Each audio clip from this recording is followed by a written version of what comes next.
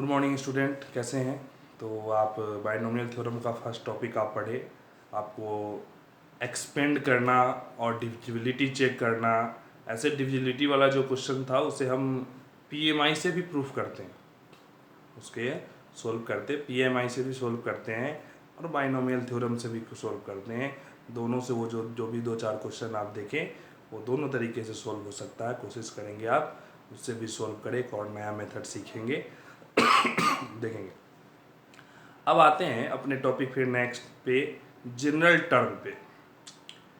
Means जैसे a plus B the whole power n है, उसमें n प्लस वन टर्म होगा, बताए थे पिछले में। अगर पावर n है तो टोटल नंबर ऑफ टर्म क्या होगा? n plus one. पावर 100 है तो 100 प्लस वन, ठीक है। पावर 99 है तो 99 प्लस वन, 100 टर्म आएंगे। मीन्स हम ये तो बता सकते हैं कितने टर्म आएंगे। अब बताना है कि इस टर्म में पांचवा टर्म क्या होगा।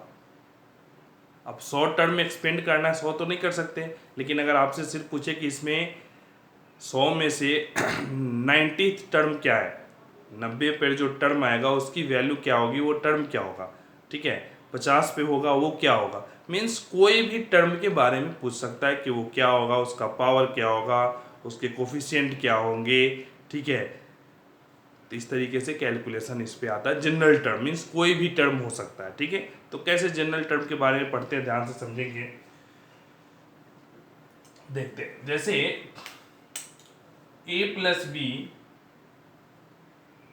दी होल पावर n, क्या लिखेंगे? n सी 0, a की पावर n, b की पावर 0, n सी 1, a की पावर n माइनस 1, b की पावर 1, n सी 2, a की पावर n माइनस 2, b की पावर 2, n सी 3, a की पावर n माइनस 3, b की पावर 3, n सी 4, a की power n minus 4, b की power 4, ठीक है। अब यहां से ध्यान देंगे क्या क्या हो रहा है, उसके हिसाब से हम काम करते हैं। ये पहला टर्म है, जब पहला टर्म है तो यहाँ क्या है? 0। First term 0, second term 1, third term 2, fourth term 3, fifth term 4। Means जो टर्म है उससे एक कम यहां इंटीग्रल वैल्यू है, नहीं 0 है। फर्स्ट टर्म में तो एक कम 1 माइनस 1 0, सेकेंड टर्म में 2 में से एक कम 1 है, थर्ड टर्म में 3 में से एक कम करेंगे 2 आएगा, फोर्थ टर्म में 4 माइनस 1 3 आया, फिफ्थ टर्म में 5 माइनस 1 क्या आया? 4 आया, ठीक है। मीन्स जो टर्म है उससे एक कम यहाँ पर कैलकुलेट करना है, वैल्यू डालना, ठीक है। ये समझ में आ गया जो पैटर्न आ रहा है उससे, ठीक है। अब ध्यान देंगे, मीन्स अगर हमें 50वां टर्म लिखना है, सपोज दैट अगर इसे हमें क्या करना है 50 टर्म लिखना है, तो क्या लिखेंगे? NC49। समझ में आया? अगर हमें 50वां टर्म लिखना है तो क्या लिखेंगे? NC49। ये तो पता चल गया, इसके सफिक्स से 0 1 2 3 4 से हमें पता चल गया अगर हमें 50वां टर्म लिखना है तो क्या होगा? NC49, ठीक है। अब दूसरा टर्म देखेंगे। मेन कंसेप्ट से ध्यान दें, फॉर्मूला है, फॉर्मूला भी रट्टा लगा के याद कर सकते हैं, लेकिन अगर आप समझ जाए तो फॉर्मूला भूलेंगे नहीं, कंफ्यूजन नहीं होगा कि ऐसा कैसे हुआ, ठीक है। क्योंकि अल्टीमेट क्या होता है ना, फॉर्मूला मिक्स होने के चांसेस ज़्यादा होते हैं। तो उस केस में अगर आपका कंसेप्ट क्लियर है, दैट इज कॉल्ड कंसेप्ट। कैसे चेंज हो रहा है 1 2, अच्छा 2 थर्ड टर्म में तो 2 एक कम हो रहा है। मीन्स अगर 50वां टर्म होगा तो क्या लेंगे? 49 लेंगे, नहीं 49 लेंगे। अगर 100 टर्म होगा तो क्या लेंगे? 99 लेंगे। अगर 2000 टर्म होगा तो क्या लेंगे? 2000 है तो 199 नहीं। अब देखिए क्लियर हुआ। NC49 NC4 मीन्स 50वां टर्म में तो एक कम, ठीक है। NC49 एक टर्म कम लिए, ठीक है। अब देखेंगे नेक्स्ट टर्म, A का पावर कितना है? A का पावर है n माइनस 0 पावर, बता रहे हैं, हमें पता है कैसे है, सब में यही फॉलो करेगा। n minus 0 n minus 1, n minus 2, n minus 3, n minus 4। Means जो फर्स्ट टर्म है उसका पावर इस दोनों को सब्ट्रैक्ट करके लिखना पड़ता है, तो n माइनस 49, ठीक है, जो a का पावर है वो दोनों को सब्ट्रैक्ट, सभी टर्म में देखें तो दोनों को सब्ट्रैक्ट कर दिए। b पर क्या है, अगर 0 है तो 0, 1 है तो 1, 2 है 2, 3 है 3, 4 है 4, मीन्स 49 है तो यहाँ क्या आ गया 49 आ गया। मीन्स NC 49, a की पावर n माइनस 49, b 49, इस तरीके से NCN, ठीक है, a की पावर 0 और b की पावर n एक्सपेंड हो जाएगा। ठीक है, 49 समझ गए।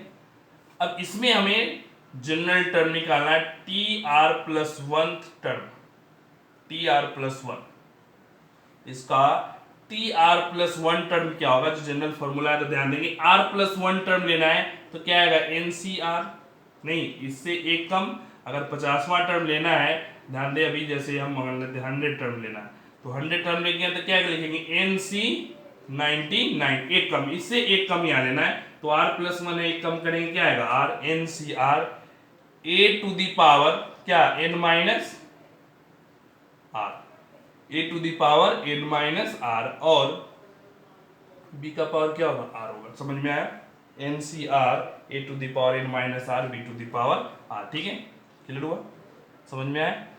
इस तरीके से हम ये that is called general formula. ठीक है, अगर आपसे 5वां टर्म डायरेक्ट लिखेंगे, 10वां टर्म डायरेक्ट लिखेंगे, 100वां टर्म डायरेक्ट, जैसे 100वां है तो a टू दी पावर, ठीक है, n माइनस 99 और b टू दी पावर 99। इस तरीके से अगर 1000 टर्म लिखना है, ठीक है, तो क्या लिखेंगे NC 999, नहीं a to the power n माइनस 999, b टू दी पावर 999। ठीक है, क्लियर हुआ। तो इस तरीके से हम 1000 भी लिख सकते हैं, 2000 भी लिख सकते हैं, जितना मनो उतना लिख सकते हैं। तो समझ में आया कि कोई भी टर्म लिखते कैसे हैं, क्योंकि अल्टीमेट ये समझ जाएंगे ये फॉर्मूला का यूज होगा। ठीक है, बाकी समझ करके सिर्फ रट्टा नहीं लगा कि ऐसा फॉर्मूला है, कैसे आया उसको भी समझेंगे। ठीक है, क्लियर हुआ, समझ में आया। तो जैसे ही आप समझ गए कि कौन सा टर्म कैसे निकालेंगे, तो उसके आधार पे आप क्वेश्चन लिखेंगे, find the general term in the expansion 2x square minus 1/3 x cube the whole power 10। ठीक है, अब 2x square minus 1/3 x cube whole power 10 का क्या करना है, जनरल टर्म निकालना है, वहीं TR प्लस 1। तो TR plus 1 that is called general term. TR plus 1 क्या होगा, तो 10C एकम R। फर्स्ट टर्म पे पावर क्या होगा, दोनों को सब्ट्रैक्ट करेंगे, 10 माइनस R। सेकेंड टर्म पे पावर क्या होगा, that is the general term of the expansion. ठीक है, अब इसको चाहे तो और सिंपल फॉर्म में लिख सकते हैं। ठीक है, कैसे, तो ध्यान दें, 10CR 2 to the power 10 minus R into x to the power 20 minus 2R into minus 1/3 to power R into में 1/x की पावर 3R। ठीक है, कांस्टेंट को अलग कर दी, वेरिएबल को अलग। अब 10CR 2 to the power 10 minus R minus 1/3 to the power R, यहाँ x सेम है, वेरिएबल क्या है सेम, तो 20 माइनस 2R पहले से है, 3R बेस में है, तो क्या होगा, डिवीजन में पावर सब्ट्रैक्ट होता है, तो 2R पहले से 3R और माइनस करेंगे, क्या आ जाएगा माइनस 5R, 20 माइनस 5R। ठीक है, समझ में आया नहीं आया, तो ये आपका आ गया जनरल टर्म TR प्लस 1। थोड़ा सा सिस्टमेटिक करके कैलकुलेशन जो बेसिक है उसे सोल्व कर देंगे तो आपका क्लियर हो जाएगा। ठीक है, चलिए, तो इस तरीके से हम जनरल टर्म फाइंड आउट करते हैं। क्लियर हुआ।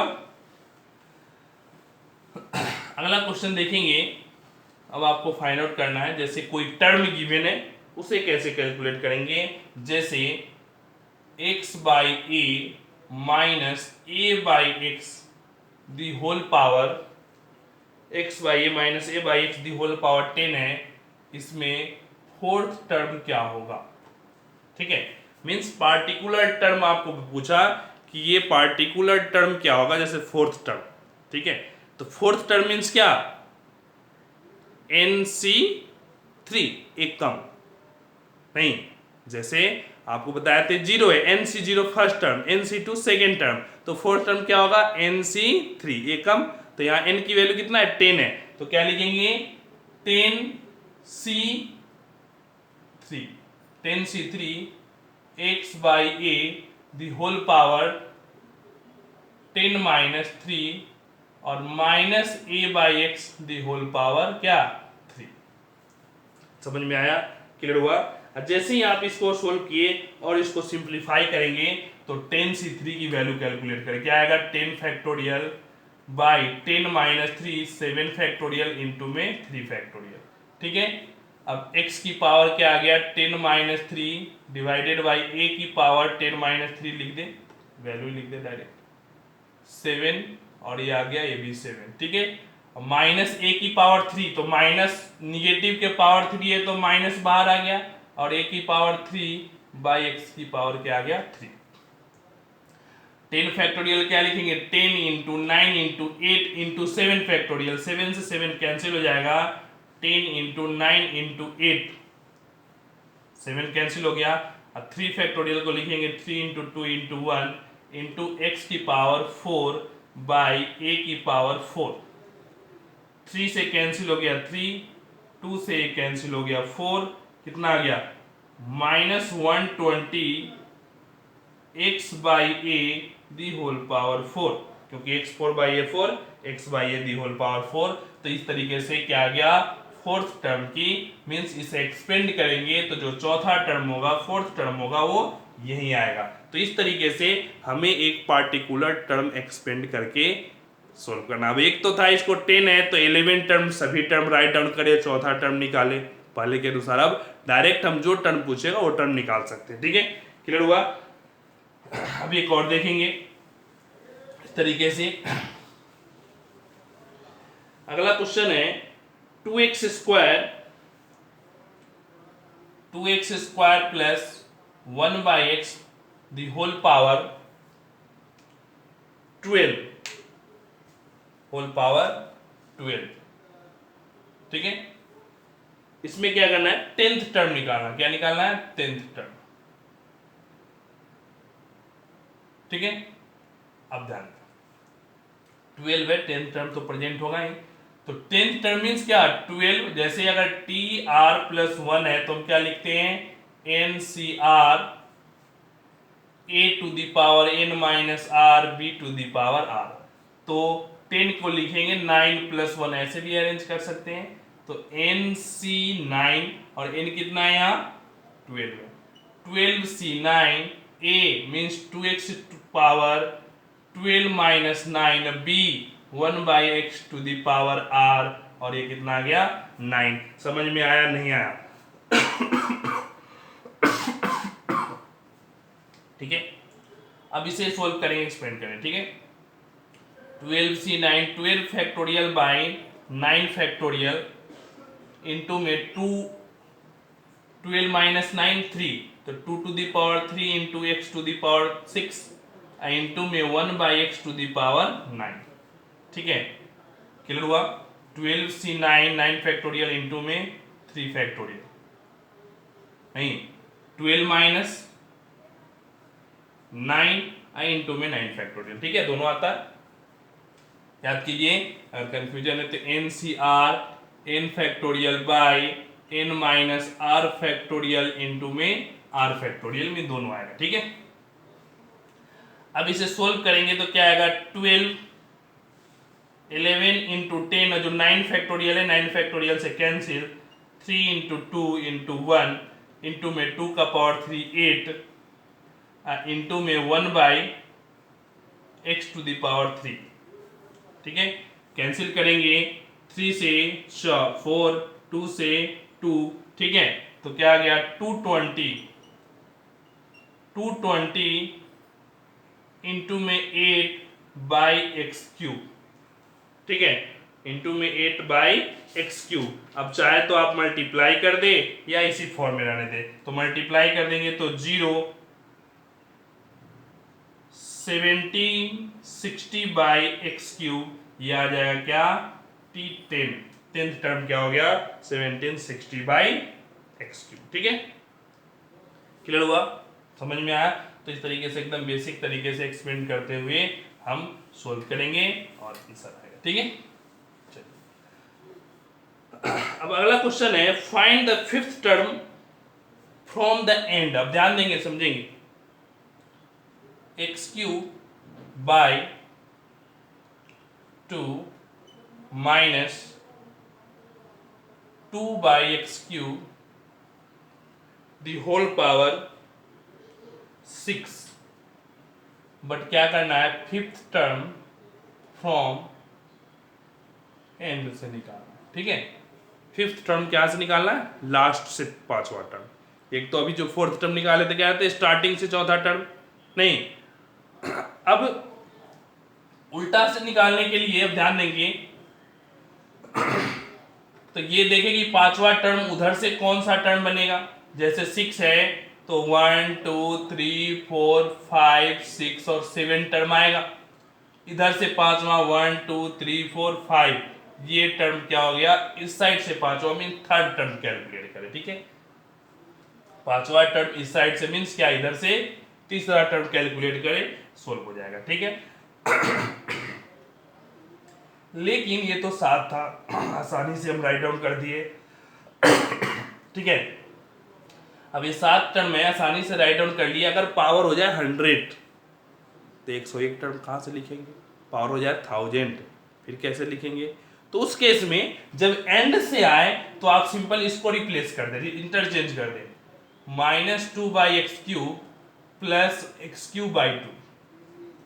इसको क्या कर दे, इंटरचेंज कर दे दोनों पोजीशन को। पावर 6 है, अब जो टर्म कैलकुलेट करे वही कैलकुलेट कर ले, फिफ्थ टर्म T5। इसका एंड से जब आए तो हम क्या करेंगे, इसको इंटरचेंज कर लेंगे। ध्यान से समझें, जैसे ये आता है ये हमेशा सही होगा ऐसे करने से। तो जैसे ही ये एंड से आ गया, आप क्या करेंगे, फिफ्थ टर्म निकालेंगे तो क्या आएगा 6c4 2/x³ पावर 6 - 4 और x³/2 पावर क्या आएगा 4। ठीक है, तो इस तरीके से ये क्या आ गया आपका फिफ्थ टर्म आ गया लास्ट से, जब हम इंटरचेंज कर दिए। अब सोल्व करेंगे 6 फैक्टोरियल। 6 फैक्टोरियल क्या आएगा, फैक्टोरियल 6/6 - 4 फैक्टोरियल इंटू में 2 फैक्टोरियल इंटू में -2/x³ पावर 6 - 4 कितना होगा 2 और x³/2 पावर क्या हो गया 4।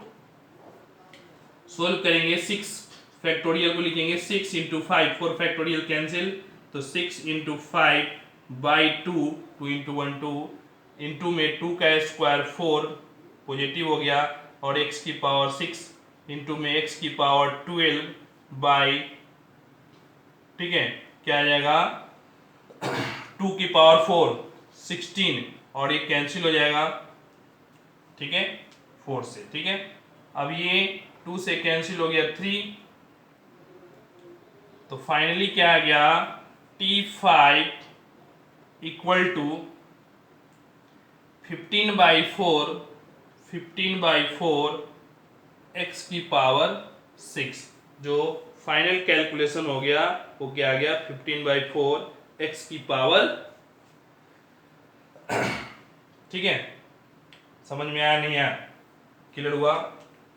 तो इस तरीके से हम कैलकुलेट करेंगे। ठीक है, तो देखिए हम इस तरीके से कैलकुलेट किया। ठीक है, अब क्या करना है, अब आपको जैसे क्वेश्चन रहेगा कि कोई टर्म है इसमें, फोर्थ टर्म में स्टार्टिंग से भी कैलकुलेट करें और फोर्थ टर्म लास्ट से भी कैलकुलेट करें। जैसे क्वेश्चन है x + 2/x the whole power 9, whole power क्या है 9 है, और इसको आपको दोनों तरफ से कैलकुलेट करना है, स्टार्टिंग से भी और लास्ट से भी। ठीक है, तो फोर्थ टर्म कैलकुलेट करेंगे स्टार्टिंग से, पहला काम।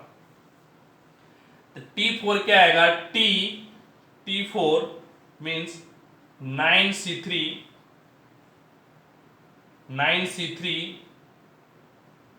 x की पावर 9 माइनस 3 और 2 बाई एक्स की पावर क्या आएगा 3। ये क्या हो गया, फ्रॉम स्टार्टिंग से नहीं, और T4 लास्ट से। तो लास्ट से निकालने के लिए हम क्या करेंगे, लास्ट से निकालने के लिए x प्लस है तो 2 by x plus x the whole power 9 कर दें, इंटरचेंज कर दें और फिर निकाले T4। ठीक है, तो ये क्या आ जाएगा 9C3 2 बाई एक्स की पावर 9 माइनस 3 और x की पावर 3। ये जो फाइनल कैलकुलेशन हुआ क्या हो गया क्वेश्चन का, फ्रॉम एंड, लास्ट से ये कैलकुलेशन हुआ, वो क्या हुआ लास्ट से कैलकुलेशन हुआ। ठीक है, मींस इसका तो थर्ड फोर्थ टर्म हुआ, लेकिन इसका क्या हुआ लास्ट से फोर्थ टर्म हुआ। अब ये दोनों कैलकुलेट करना है, इसकी वैल्यू भी आपको कैलकुलेट करना है, इसका भी। ठीक है, तो पहले हम इस T4 का या T4 मान ले, इसको मान ले, कोई और मान ले, T4 is the fourth term. ठीक है, जिससे क्लियर रहेगा। अब T4 है, सोल्व करेंगे तो 9C3 की वैल्यू क्या होता है, तो पहले 9 factorial by 9 minus 3 6 factorial into में 3 फैक्टोरियल x की पावर 9 माइनस 3 6 इंटू 2 की पावर 3 बाई एक्स की पावर 3। सोल्व करेंगे तो 9 into 8 into 7 6 factorial cancel by 3 into 2 into में x की पावर 6 x3 और 2 की पावर 3, तो 2 3 से कैंसिल हो गया 3। ठीक है, 2 से कैंसिल हो गया 4। इस तरीके से आपका क्या आ गया 3 इंटू 21 इंटू 4 इंटू एक्स की पावर 3 इंटू में 8 नहीं, तो 484 एक्स क्यू इंटू में 8 और 8 से आप मल्टीप्लाई कर ले